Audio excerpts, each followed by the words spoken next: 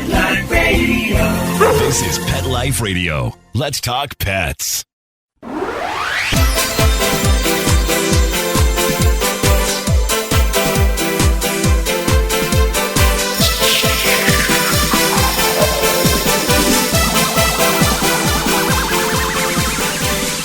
Hello! You're listening to Animal Party on Pet Life Radio with me, Deb Wolfe, and I decided to invite Dr. Stan Coren, the professor, back on the show when I saw in the news, like probably many of you did, the terrifically funny footage of a person trying to get on a plane with a peacock and another person trying to get on the plane with the squirrel, each one claiming that this is going to calm them. Well, it's their PTSD pet. And, you know, if I was on that plane, having a pet squirrel on the plane with me would not calm me. Neither would a peacock. I know what they sound like. And I very likely, I don't think they'd be pooping in litter boxes. So I want to ask Dr. Coren, what is all this about these anxiety assistance animals? And where should the line be drawn, Dr. Coren? Welcome to the show, by the way. We're talking with UBC professor Dr. Coren. He's been on my show many times. He's a professor of psychology, and he's written many best-selling books on dogs, too. So I love to put these weird psychology questions to him. So if you've ever wondered why dogs or cats or animals do what they do, this is the kind of show for you. We're going to talk about the psychology behind us humans and the animals. And so the first question is about these people who want to get these odd animals on the plane. What's going on there? Well, I'll tell you, there's bound to be in the news sometime soon somebody who wants to get on the plane with a bowl carrying their emotional support goldfish. Yeah. You have to understand that there's lots and lots of data which suggests that when you interact with a familiar and friendly animal, and most of the research has been done on dogs, and if you're interacting with that animal and petting it, there's a whole bunch of changes which occur in your body. Your heart rate goes down, your blood pressure goes down, your muscles relax, you breathe more regularly, and there's even evidence that there are hormonal changes. So you get oxytocin, which is a hormone associated. The painkiller. That's the one that makes us pregnant mothers have an easier time delivering. I know that one. Yes, well, it's also associated with affection. So nice. When you're caressing somebody, the oxytocin flows more. And the corticosteroids, the stress hormones, go down. So there are good things associated with this. The data says that the largest effects are gotten by interacting with dogs. You get a lesser effect with cats. I have no idea what effect you get with squirrels or peacocks. What about fake dogs? Like those fake Asian-made simulated animals that they seem to be passing around old folks' homes, and I find disturbing. I don't know why I find it disturbing. Maybe because sometimes the patient doesn't seem to know it's not a real dog. I don't know what it is that bothers me about that, but is that the same as a dog, the fake dog? Okay. No, an awful lot of the effect has to do with touch. So, feeling that fur and the warmth is really important. But equally important is the fact that there is an emotional responsiveness. You get this reciprocity. So you touch the dog and the dog responds with particular behaviors to you. And that kind of social support, there's all sorts of psychological evidence which shows that we manage stress an awful lot better when we've got emotional support, even just somebody sitting, near us. But it has to be alive.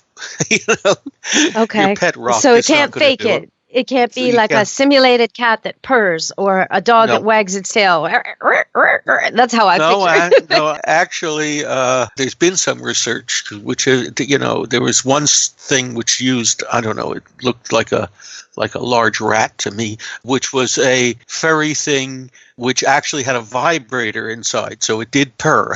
Okay, yeah. And kids seem to like it better than one which doesn't purr, but it had no effect on the stress reactions of the adults. So So do you think an airline is justified in saying like dogs only or dogs and cats only, or like what would a hedgehog be okay? Like I'm trying to think on this. I'm trying to be open-minded. Okay, these rejections were done in the States, and there is a Persons with Disabilities Act, and it says that licensed therapy dogs or service dogs, like for the blind and deaf, must be taken on. But the big problem is a whole lot of people are using this as an excuse to bring anything they want on. So, they bring their pet, whatever it is, on. And none of these things have been certified, and none of these things have been specially trained. And I think that unless they've been trained and certified, they should not be on.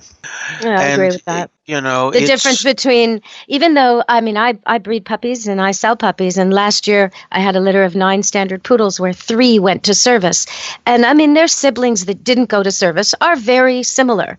But once they're trained and certified, these dogs that we know, they are so predictable and so guaranteed to behave in a certain way in public. Whereas their siblings, well, maybe they'll have a mischievous day, a naughty day, and make on the carpet an accident or do something inappropriate.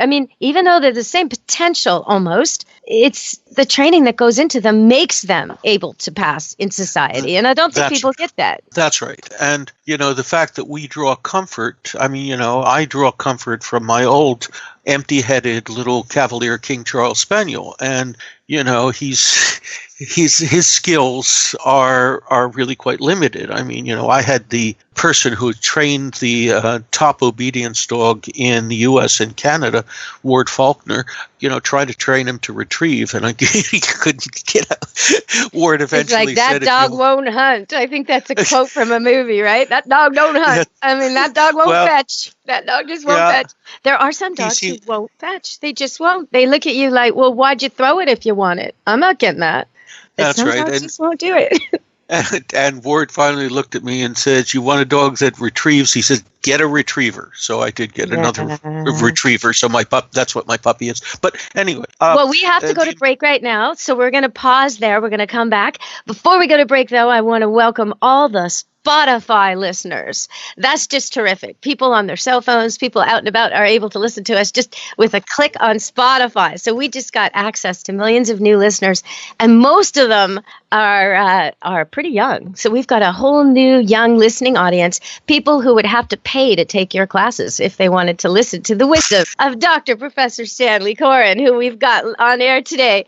So we're going to go to break, and we're going to come back, and we're going to take a little turn. We're going to stop talking about PTSD, and I'm going to tell you about an amazing little story that happened here. These 3 dogs and what they did and how they work together. I love it when dogs work together. So stay tuned, everybody. Animal Party will be back. Does your dog itch, scratch, stink, or shed like crazy? Come to Dynavite for help. Order a 90-day supply of Dynavite. Dynavite is nutrition. Pick up 2 bottles of Lico Chops. Get the 3rd bottle free. New improved Lico Chops with omega-3, omega-6, vitamin E. And now, 6 extra direct-fed microbials. Even better for the digestive tract and immune system. Try Lico Chops. Buy 2, get 1 free. At Dynavite.com. DINOVITE.com. Let's Talk Pets on PetLifeRadio.com.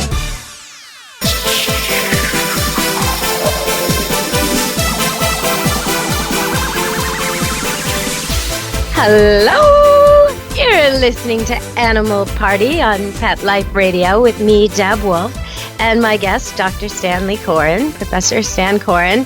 One of his books, Intelligence of Dogs, is one of my favorites, and it has tests in there, and it ranks all the dogs, and it talks about different kinds of intelligence and different kinds of dog breeds. And so, Dr. Coren, I wanted to tell you a little anecdote here. We have these 3 dogs that come together: Sophie, Avalanche, and Wolf. And Wolf is a Shepherd Cross. Sophie, I'm trying to get this right, which is which, because we always call them together.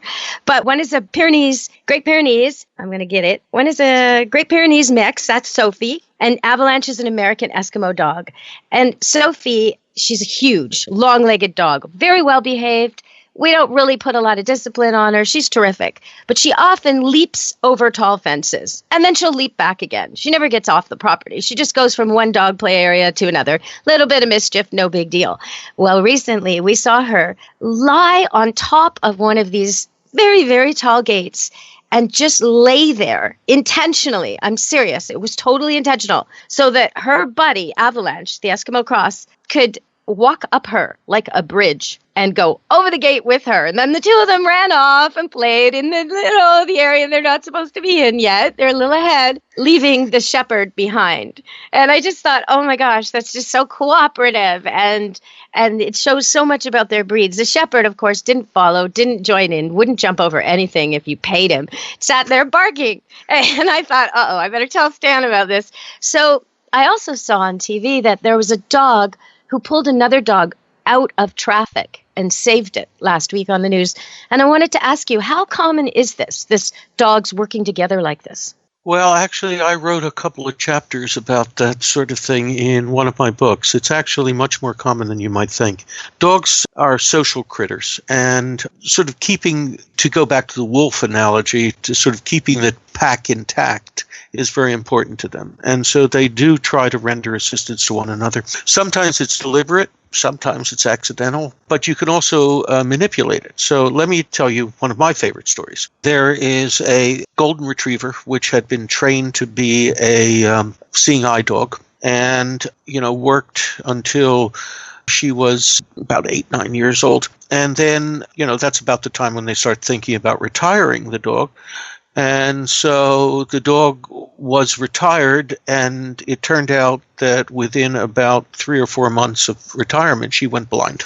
So now you have this blind seeing eye dog, right? And what the owner of the dog, this is the person who adopted the dog after she retired, Goldie's owner took another dog. They had another golden retriever in the house, and they put a huge bell on her, like a jingle bell. And that allowed the young dog to serve as the guide dog for the older blind dog. And no problem. Follow the bell. Yeah. Exactly. And that's exactly the way it worked. And until she survived until she was 11. And for those last 2 or 3 years of her life, she followed the bell. She had her own assistance dog, and it worked out very well. That's amazing. Well, with this, it really looked to me as I was looking out the window and I saw this dog sort of positioning herself. And I thought to myself, she's not jumping over it. What is she doing? What is she doing?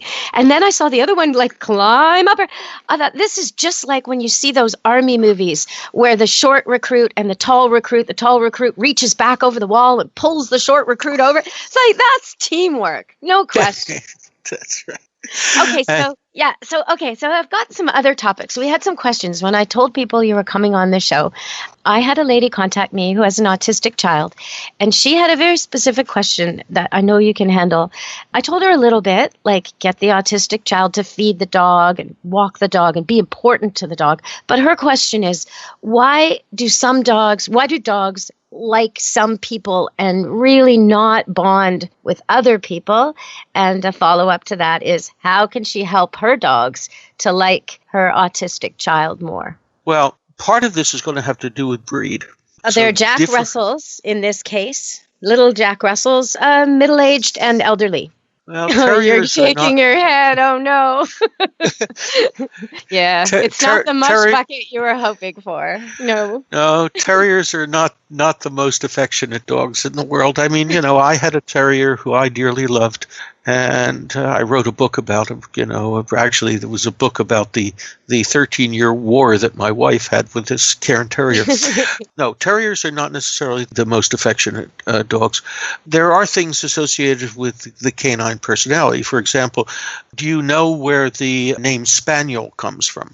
Well, I would think Little Spain is probably what it means, just looking at the word. We normally name dogs after either the people who created them, like the Jack Russell Terrier from Parson John Russell, or the country, place which they were born. And the Spaniels come from Espanol, so it comes from Spain. Okay. So that would be the suggestion then that they came from Spain. but none of the spaniels were developed in Spain. So why did they get the name spaniels? And the reason was that when these breeds of dogs were being developed, the folklore was that the best lovers in the world came from Spain. Like and Italians so you nowadays. Okay. That's right. And so you had all these kissy-faced dogs, and regardless of the truth of the matter, they must be associated with Spain. So that's how they got to be spaniels. So a dog like that is much easier to get bonding for. But if you're dealing with trying to establish a bond with a dog, probably the best trick to use is the trick that you use for sort of taming wild animals, and that is to hand feed the dog. Yeah.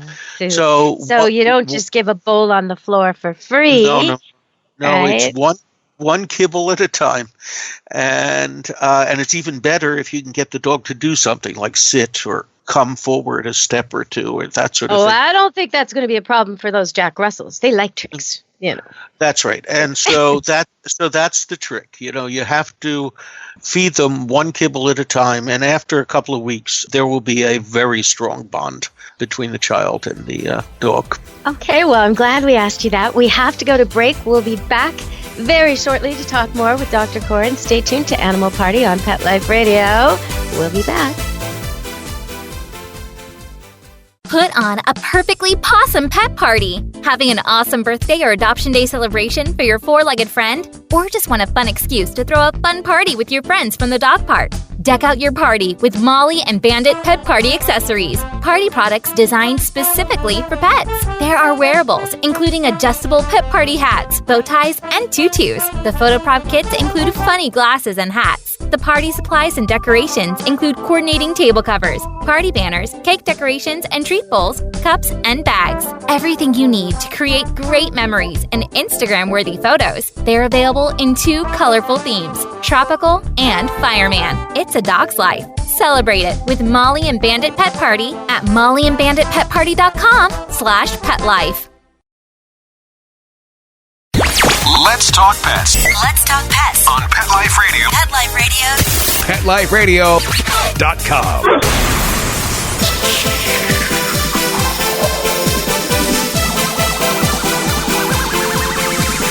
Hello! Welcome to Animal Party on Pet Life Radio with me, Deb Wolfe.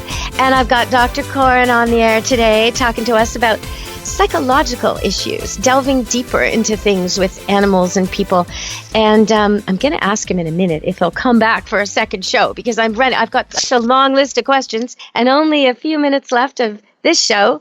So hopefully we'll do another show and you'll be hearing from him soon. But wow, I have so many. There's another question about if someone has 2 dogs or 1 dog, what should they get next? And so sometimes I like to advise people, if you already have a female, get a male. If you already have a male, get a female. Not always, but generally. It's easier. You don't have a king and a prince or a queen and a princess. You have a king and a queen. Nobody's second. It can be easier, but not always. What if they have 2 dogs? They already have a male and a female. Well, normally I would say get another female. Do you have a gender opinion on getting second or third dogs? Well, all of my dogs are male. And I've only owned 1 female in my entire life, and that was the dog of my college years. My own feeling is that it really doesn't make all that much of a difference as long as when you're getting the second dog, it's very young. It's a puppy, because then the adult dog and the puppy will bond. And, I've had intact male dogs all my life, and they don't fight or anything else, because the second dog or the third dog or whatever else I'm bringing in is always brought in when the other dogs in the house are at least 5 years old. And so I'm bringing in an 8-week-old puppy and the dog in its prime. Yeah. And so that tends to work the best. And it doesn't even matter size-wise. Like you might think, well, my little toy poodle, he's 5 years old, but if I get a standard poodle, how will he stand up to the big one? Oh, he'll stand up to it. Don't you worry. Oh yeah. No problem. They sort that sort of thing out without any problem. But you have to remember, now there's one place where the sex of the dog does make a difference, and that is males are a little bit more likely to show dominance displays, a little growl or an air snap or that sort of thing. But female dogs, if they have a dispute, I mean, they're more likely to go at it and draw blood. So, you see, but that's kind of contrary to the bite statistics. You're most likely to be bit by an intact male dog more than any other kind of dog. That's right. But so that's kind of strange. No, when you put it that way. No, because you're talking dog-on-dog aggression. Is that what you're That's right? Oh, I see. Okay, yes. yeah. That's the term bitchy. Rightfully well, earned, right? That's exactly where we get that term, yes. Because females are less likely to back down. Males, in a dog-on-dog situation, they both act macho, and one of them seems more macho, and the other one says, okay, that's okay. Oh, it's so much display. I've seen dogs like this one dog who was, kind of ruler of camp, good dog, big Roddy, and he was my dog. And when bigger, tougher dogs would come, he would literally turn his head on a 45-degree angle so he wouldn't have to see them because he didn't want to submit and he didn't want to fight. He just, you don't exist. I don't see you. I don't have to think about it. He'd go about his business, have a great day, wouldn't even look at that dog. That's right. And the other dog's fine with that too. He's like, all right then, it's a truce. Exactly. Yeah. But the girls are less likely to accept that. So, I mean, it's different, for people than maybe not. Okay. You know what? It's different for me as a breeder because mine are actively breeding and the males have something at stake and something to fight over. I can put 2 or 3 females with one male and that's no problem. But I wouldn't, when anybody's in season anywhere, even a visiting dog at my boarding kennel, if anybody's in heat, the intact boys really can't be together. Because they'll start acting up. They won't necessarily fight, but somebody is posing to say, I get her first, and somebody's saying, but I want her. And, even though nobody's getting her, there's a battle going on for the right to have her if she somehow presents herself in the field, which she won't. But, they'll fight over the right for it anyway. So I have a little bit, I tend to go with the females as less aggressive because we've got this other thing going on. And that's why I always suggest to people that if they're not going to breed their male dog, it's good to neuter him and he won't be as likely to stray and he won't be as likely to fight. I know you're an exception to that rule, but do you still recommend to people that they neuter their male pet dogs? I'm really of mixed mind about the neutering. The newest data suggests that the personality changes are not very much, and there are some other problems associated with neutering. So I avoid it, but of course, my dogs are all purebred and they're all shown. I mean, I show them in the conformation ring as well as in the obedience ring, and so I can't neuter them. Yeah, no, I understand. And okay, but I'm still going to recommend for most people that if you're not breeding your dog and he's intact and he's at the dog park and he smells a female in heat, he's gone. Yeah. And it doesn't matter if there's a road. And if some other male decides that he smells a female in heat and he doesn't like the look of your dog, or he may not even be intact, he may just not like the smell of your intact dog, your dog becomes a target. So it's a lot harder to be a normal person with kids and stroller and dog park and drinking your Starbucks at the dog park and not really paying so much attention. You can't really do that with the intact males the same way. So I really recommend people neuter them, and also because of the population problem. Your dogs, Stan, are not going to get away and make unwanted puppies. My customers, maybe that might happen when the kid takes it for a walk, right? Because the dog's determined and the kid's unprepared, and boom, it happens in an instant. And now they're locked and the kid's crying because he can't get them apart, and it's too late, really. Yep. So okay, so we have to end the show, but if you love this show, stay tuned. In a week or so, there'll be another one. All right, so thank you very much for joining me today, Dr. Coren. Before we go, I know you mentioned, I believe, a book about a Cairn Terrier, a book about the dog you had in college, and maybe one more. Do you want to give us those titles so if people are looking for them? Well, the book about the Cairn Terrier, which also includes the dog that I had in college, is called Born to Bark. And actually, that book won the Maxwell Medal of Excellence from the Dog Writers Association of America. So I'm sort of pleased with that.